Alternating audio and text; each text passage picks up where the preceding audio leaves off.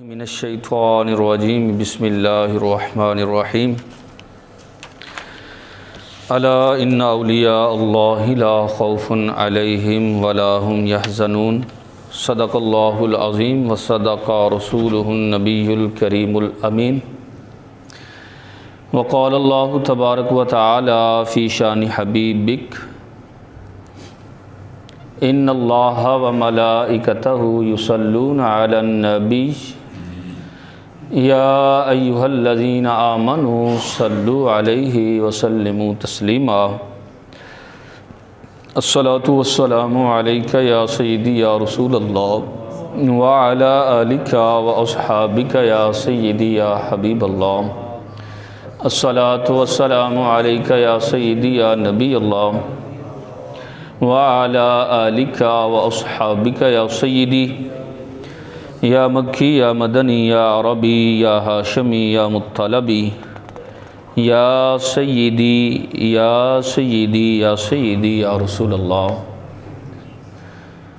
अल्लाहु जल्ल जलालुहु व अतम्म बुरहानुहु व आज़मा शानुहु की हम्द व सना और हुजूर सरवर कायनात ज़ीनत बज़्म कायनात फ़ख्र मौजूदात गम गुसार ज़मा सैयद सरवरां हामी बेकसा शाफ़िए महशर अहमद मुजतबा हज़रत मुहम्मद मुस्तफ़ा सल्लल्लाहु ताला अलैहि व आलिहि वसल्लम के दरबार गुहरबार में दुरूद व सलाम अर्ज़ करने के बेशुमार फ़ज़ाइल व बरक़ात हैं।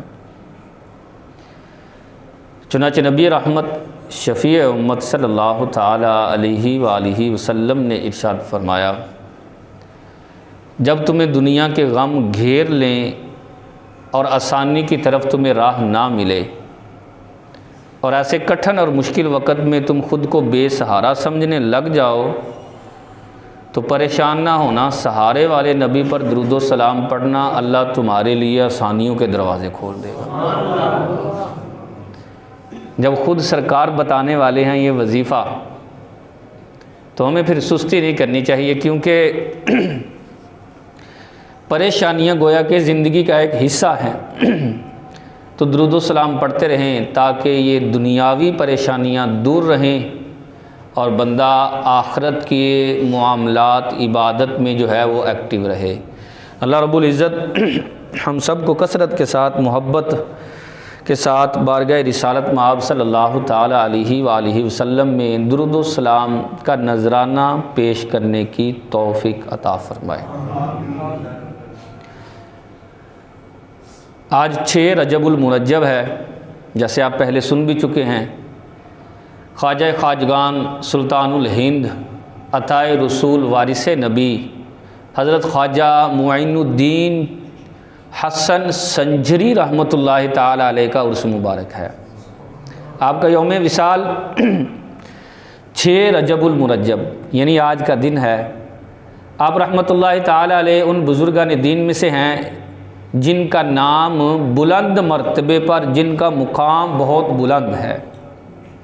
अल्लाह अज़्ज़ा व जल्ला ने अपने नेक बंदों का तज़किरा कुरान में भी फरमाया, उनकी मार्फत भी, उनकी पहचान भी हमें जो है वो अता फरमाई।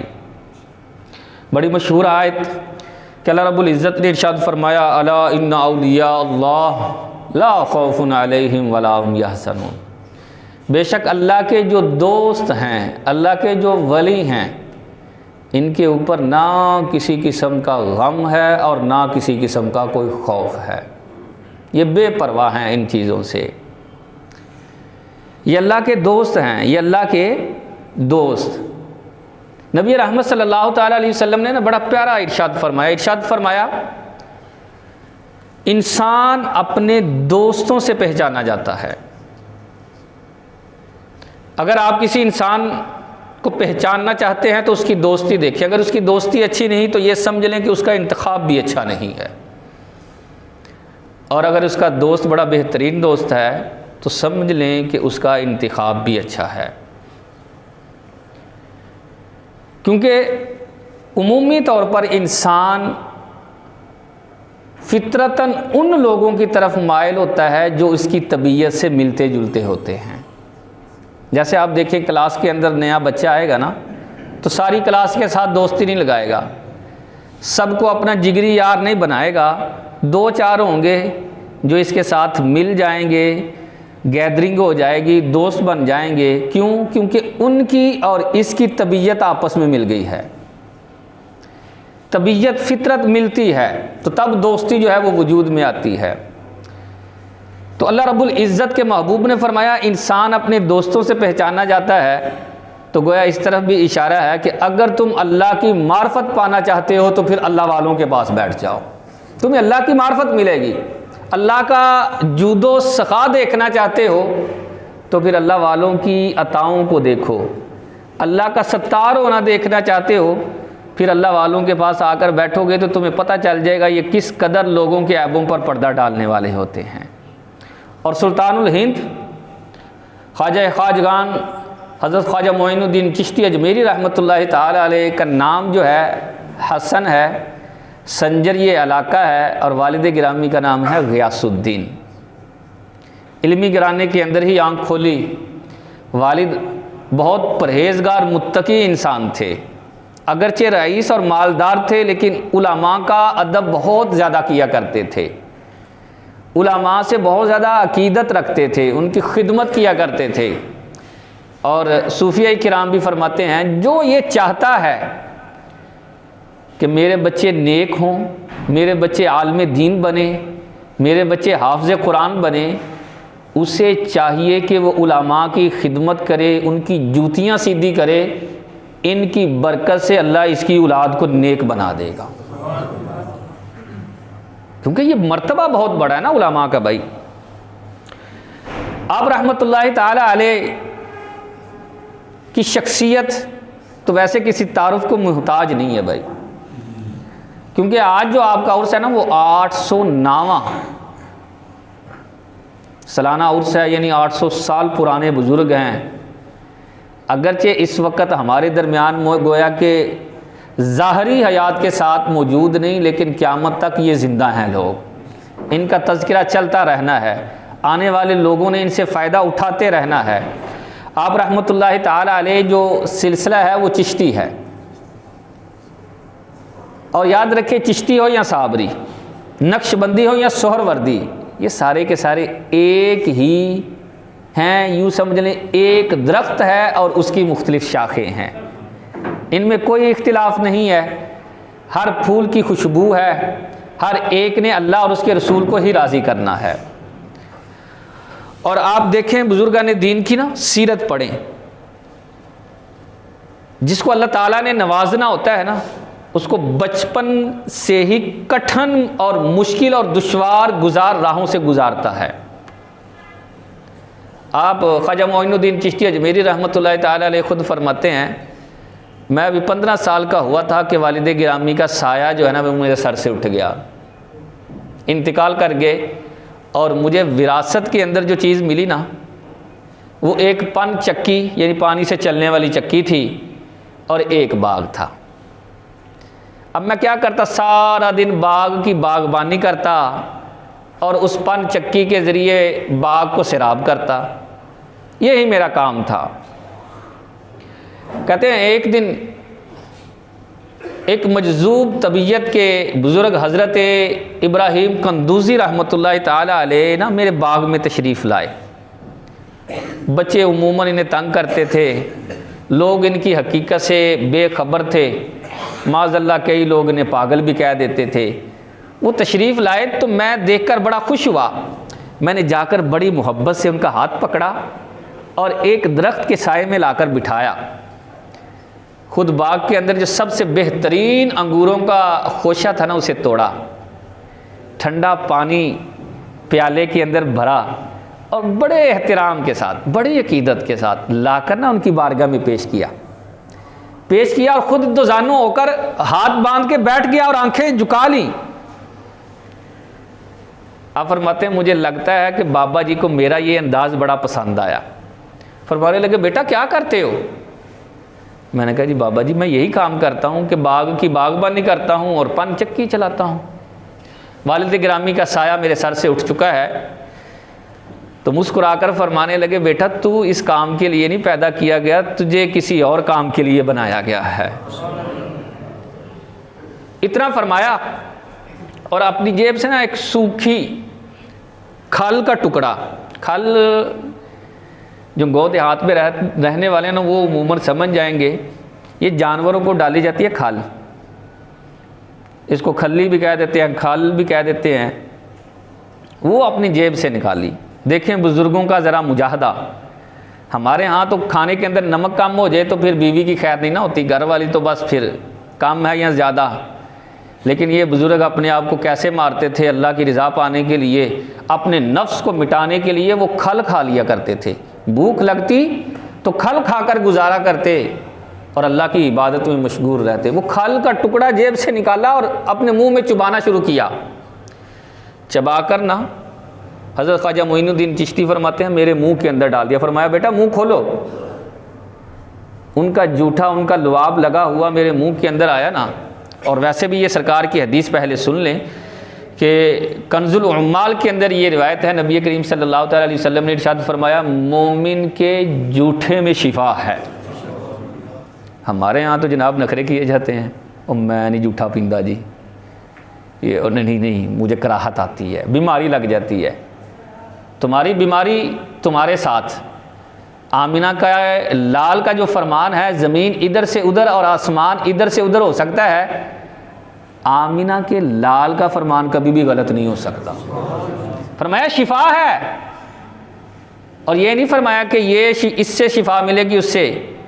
बुजुर्ग फरमाते हैं सरकार ने मुतलक रखा है, अब तुम किसी मोमिन का जूठा खा लो या पी लो, अल्लाह तुम्हारी ज़ाहिरी बीमारियों को भी दूर कर देगा और बातिन की बीमारियों को दूर करके तुम्हारे दिल को रोशन और मुनव्वर फरमा देगा। कहते हैं बस मैंने खा लिया, मैं तो ऐसे जैसे बदल नहीं गया। वो खल का टुकड़ा हलक से नीचे उतरता जा रहा है, मुझ में तब्दीली आती जा रही है। पहले मुझे ये फ़िक्र होती थी कि बाग की जाकर बागबानी करनी है, पानी लाना है, कोई ये करना है वो करना है। मैं अब महसूस कर रहा हूँ कि अब मेरी तबीयत के अंदर निखार आता जा रहा है। अब मुझे ये फ़िक्र है कि मैंने अपने रब को कैसे राज़ी करना है। 15 साल की उम्र क्या उम्र होती है, बाप का साया भी नहीं है सर पर। कहते हैं मुझे फ़िक्र लग गई कि मैंने रब को कैसे राज़ी करना है। हम वक्त मुझे दिन रात यही फ़िक्र है, मैं पन चक्की चला रहा हूँ या बाग में बागबानी कर रहा हूँ, मुझे कोई फ़िक्र नहीं है, यही फ़िक्र खाए जा रही है।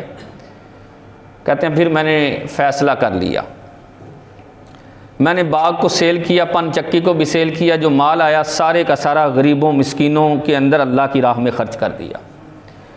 मैंने अपने साथ ये तहिया कर लिया कि मैंने अल्लाह को पाना है, मैंने अल्लाह को तलाश करना है, अल्लाह को ढूंढना है, अपने रब को राज़ी करना है। अब कैसे राज़ी किया जाए यार, सवाल तो उठ गया।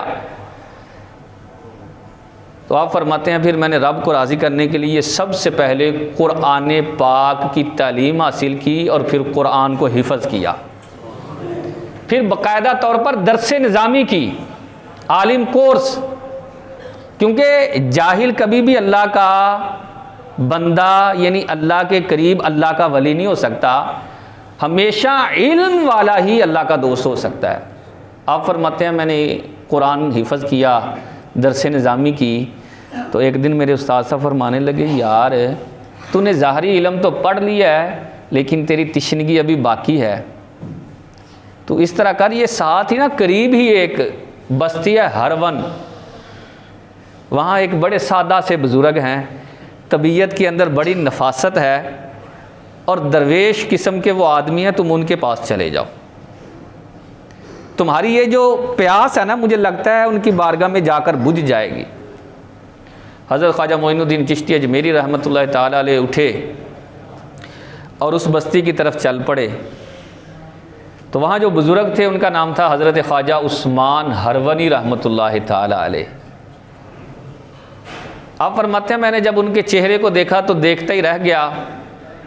मैंने अपने दिल की ये आवाज़ सुनी, यही वो बुज़ुर्ग है जिनके ज़रिए अल्लाह ने मुझे फैज़ अता फरमाना है। मैं मुरीद हो गया। 2-2.5 साल मैं बाबा जी की खिदमत में रहा। बाबा जी ने मुझे ना खिलाफत भी अता फरमा दी। और उमूमी तौर पर जब मुरीद को खिलाफत मिल जाए ना, वो कहता बस उन पीर साहब अलग तो मैं अलग, मैं अपनी दुकान खोलनी है। कमाई है ना भाई, आजकल लोग समझते हैं पीरी मुरीदी कमाई का नाम है, आजकल बन चुका है, वैसे सही समझते हैं। वो कहते हैं पीर साहब जड़ा ना वो एक बड़ा अच्छा काम है। मुझे अच्छी तरह याद है काने के अंदर ना एक दोस्त थे, तो मैंने कहा जी वो चाचा जी क्या करते हैं? कहते जी पहले टाइम वो काम करते हैं तो दूसरे टाइम सैकेंड टाइम फ्री होंगे ने, तो ना सोचा मैं पीरी मुरीदी का काम शुरू कर ला, बड़ा अच्छा काम है। मजाक बन गया ना, पैसे जितने आते नजर आ, लोग इस तरफ चले गए। अब 2.5 साल के बाद खिलाफत मिली तो आप फरमाते हैं कि फिर भी मैंने अपने बुजुर्गों की 20 साल तक मुसलसल खिदमत की है। कैसे खिदमत की? बस सवेरे जाके बाबा जी ने सलाम करनी, अस्सलाम वालेकुम बाबा जी दुआ करना, मैं चला जाए। ना ना ना ना, आप फरमाते हैं सुबह उठता नमाज पढ़ के घर का फिर झाड़ू लगाता था, बच्चों के कपड़े धोने वाले होते थे कपड़े धोता था, जो जानवर होते थे उनका चारा लेकर आता था, छोटे बच्चे अगर पेशाब कर देते थे तो उन कपड़ों को भी धोता था और बच्चों को भी नहलाता था। 20 साल नौकरी, मुसलसल खिदमत की है, नौकरी की है। आप फरमाते हैं कि इसी दौरान का एक वाक़या है कि बड़ी सख्त सर्दी थी, तो मुझसे मेरे बाबा जी फरमाने लगे यार अंगीठी के अंदर आग नहीं जलाते? अंगीठी समझते हैं ना? एक कदा ही सेरा हिलता पाया, बाकी तो सारे शहरी बाबू ने किसी को शायद ना ही पता हो, क्योंकि अब नई नस्ल को तो अंगीठी शीठी का नहीं पता। उनको पता है कि बस पानी जो है ना वो गैस है तो ये ऐसे गर्म हो जाता है, तो ये वो अंगीठी इसके अंदर ना आग जलाई जाती है तापने के लिए, सेकने के लिए। गाँव देहात के अंदर ना लोग इसे कमरों में भी रख लिया करते थे, और मैंने खुद अपनी आंखों को से देखा है कि लोग चारपाई के नीचे भी ज़रा बिस्तरा गर्म करने के लिए रख लिया करते थे, जो बूढ़े बुजुर्ग होते थे। अब फरमाते मेरे पीर साहब ने फरमाया यार तू आग नहीं जलाता बाहर अंगीठी च? कहते मैंने आग जलाई, जब जल गई तो मैंने अर्ज़ की हज़रत आग जल गई आ जाएं। कहते सारे लोग आकर बैठ गए इर्द गिर्द, उसको तापने यानी सेकने लग गए। तो थोड़ी रात बढ़ी तो शबनम उतरना शुरू हुई, जिसे हम अपनी ज़ुबान के अंदर क्या कहते हैं? नहीं पंजाबी तरेल, तरेल उतरना शुरू हुई। तो मुझसे फरमाने लगे यार इन्हें चौके ना अंदर ले आया। अब फरमाते हैं कि वो ये इरशाद फरमाकर चले गए तो मुझे बड़ा जोश आया, मैंने दोनों हाथों से उठाया और सर के ऊपर रख लिया। बाबा जी आ गए थे, पीछे मुड़कर कहने लगे यार ख्याल करी तेरा सिर जल ना जाए, ख्याल करी तेरा सिर जल ना जाए। आप फरमाते हैं जब बाबा जी ने ये फरमाया ना तो मुझे पता नहीं क्या हो गया, मैं वजद में आ गया। मैंने अंगीठी को दे ज़मीन पर ऐसे ज़ोर से मारा। मुझसे फरमाने लगे क्या हुआ है तुझे? मैंने कहा बाबा जी 20 साल हो गए हैं आपकी खिदमत करते हुए, 20 साल से ये सर मैंने आपको दे दिया है, अब भी ये सर मेरा ही सर है? ये मेरा नहीं है, ये आपका सर है। और फरमाया मुझे पता है ये मेरा सर है, मैं तो वैसे ही तेन छेड़ना पैसा कितों तू बोलना है, ये पता है जहाँ भी जा ये मेरा ही सर है। अब फरमाते हैं फिर मैं अपने बाबा जी के साथ हज और उम्रा के लिए चला गया। हज के लिए रवाना हुए तो जब हरम के अंदर पहुंचे तो आप फरमाते मेरे बाबा जी ने मेरा हाथ पकड़ा, तवाफ़ कर रहे हैं, दुराने तवाफ़ ना आसमान की तरफ मुंह करके कहने लगे अल्लाह ये मोइनुद्दीन है, मैं इससे राज़ी हूँ, तू इससे राज़ी हो जा और इसको कबूल फरमा ले। बाबा जी ने कह दिया। फिर मुझसे इरशाद फरमाने लगे हम कोई चिल्ले वजीफ़े तो नहीं करवाते, तू इस तरह कर एक रात का ना चिल्ला कर ले। जी ठीक है बाबा जी क्या करना है? कहा इरशाद फरमाया 1000 मरतबा सूरतुल फातिहा और सूरतुल इखलास पढ़ ले। पढ़ा, अगले दिन हाजिर हुए तो इरशाद फरमाया यार ऊपर देखा ज़रा। ऊपर देखा तो इरशाद फरमाया कहाँ तक नज़र आ रहा है? कहा बाबा जी मुझे तो अर्श नज़र आ रहा है। कहा नीचे देख ज़रा। नीचे देखा तो कहा कहाँ तक नज़र आ रहा है? कहा तहत सरा तक नज़र आ रहा है। इरशाद फरमाया बस यही मेरा काम था। सीने से लगाया, इरशाद फरमाया मेरे पास जो मौजूद था मैंने तुम्हें दे दिया है, अब मज़ीद मनाजिल तुझे सरकार की बारगाह से मिलनी है, चल सरकार की बारगाह में चलते हैं। वहाँ हाजिर खिदमत हुए। आप फरमाते हैं कसम ब खुदा जब मेरे पीर साहब हाजिर हुए, हाजिर होकर सलाम अर्ज़ किया तो मैंने अपने कानों से ये सुना कि सरकार ने हमें सलाम का जवाब भी अता फरमाया है। और फिर मेरे पीर साहब अर्ज़ करने लगे, या रसूल अल्लाह सल्लल्लाहु ताला अलैहि वसल्लम, ये मोइनुद्दीन है, मैं इससे राज़ी हूँ, आप इससे राज़ी हो जाएं। तो मैंने अपने कानों से सुना, सरकार ने फरमाया मैं इससे राज़ी हूँ, लेकिन मैंने इसकी ज़िम्मेदारी ना हिंदुस्तान के अंदर लगा दी है, वहाँ जाकर इसने काम करना है। कहते हैं बस ये इरशाद फरमाया, तो पीर साहब ने इरशाद फरमाया, बेटा बस अब तू हिंदुस्तान के अंदर जाकर अल्लाह के रसूल सल्लल्लाहु ताला अलैहि वसल्लम की ये लगाई हुई ज़िम्मेदारी को पूरा करना, और देखना इस ज़िम्मेदारी के अंदर कोई कोताही ना करना, ये अल्लाह के रसूल ने तुम्हें अता फरमाई है।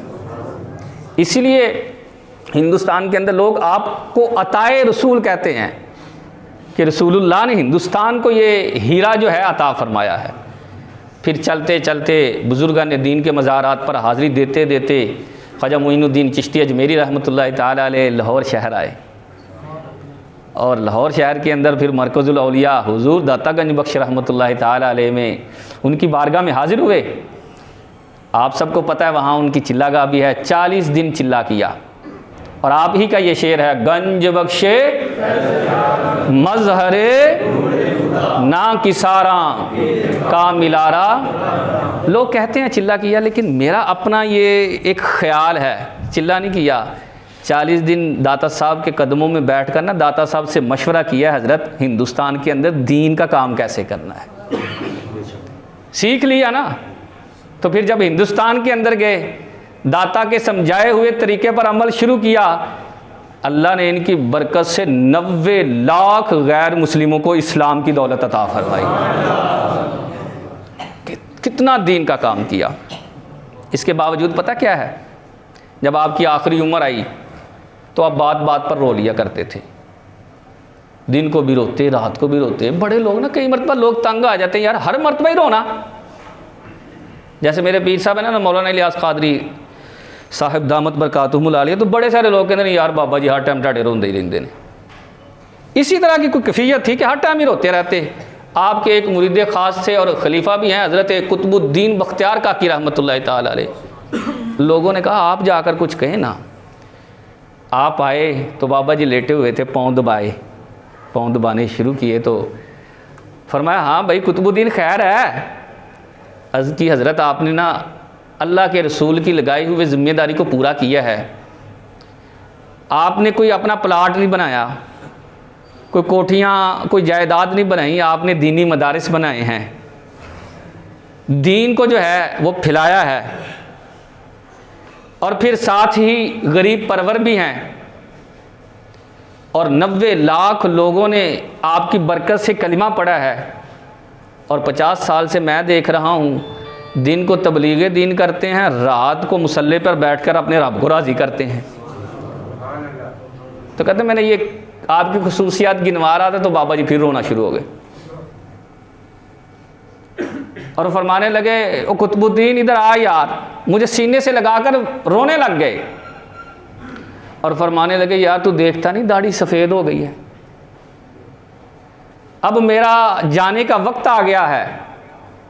ठीक है ये नेकियां तूने गिनवाई हैं मैंने की हैं, लेकिन कल जब मैं यार की बारगाह में हाजिर होऊंगा तो क्या ये नेकियां हैं कि मैं वहाँ उनके बारगाह में, वो बड़ी बारगाह है, उनका बड़ा दर्जा है, क्या वहाँ बड़े दरबार में छोटी छोटी नेकियां पेश कर सकता हूँ यार? अल्लाह अकबर, कैसा ज़हन है यार।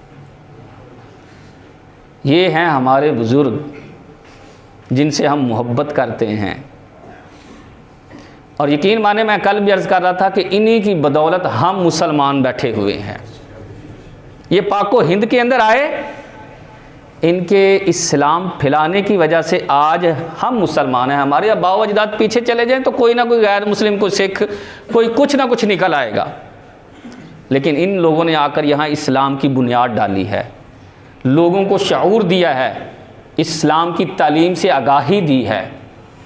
तो कम से कम अपने मोहसिन का शुक्रिया ज़रूर अदा करना चाहिए।